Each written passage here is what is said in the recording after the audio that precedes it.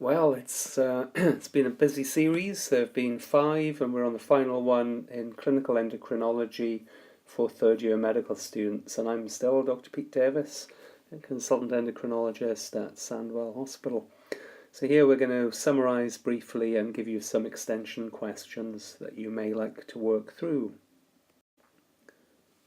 So we've talked in a lot of detail around pituitary disease, adrenal disease. We've looked at gonadal disease, and we've looked at calcium metabolism. And what we focused on is what exactly happens when endocrine glands do something bad. And there are broadly 3 things that it can do in the adult world when you see acquired endocrine disease. It can go too fast, it can go too slow, and it can change size as well and exert pressure effects. Don't forget the congenital types of endocrinopathy that we see, and there's a very special name given to conditions such as congenital adrenal hyperplasia, and there's a condition called pendrids in relation to the thyroid as well, where people don't make hormones in the way that they should, dishormonogenesis. So this kind of summarizes the sort of conditions you can see in endocrinology. So here we go with the extension questions. We have 7 of these. The first relates to a comment I made in the first lecture. For any of the common hormones, find out what sort of hormone that it represents. So maybe have 3 examples that you bring along to the lecture, and you can tell me about. Secondly, I may have covered this in the material actually, but there's a clue in the question. Often there are clues in questions. What mediates the effects of pituitary growth hormone? And I suppose you could add to that, find out about a pediatric condition where there's a problem with the mediator.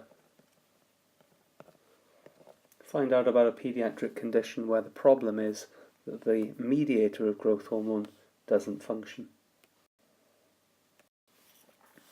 This is quite a generic one when it comes to your clinical skills, and it asks you what sort of visual loss do you see when people have large pituitary tumours?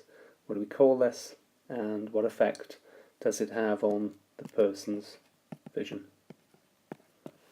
What exactly does it do?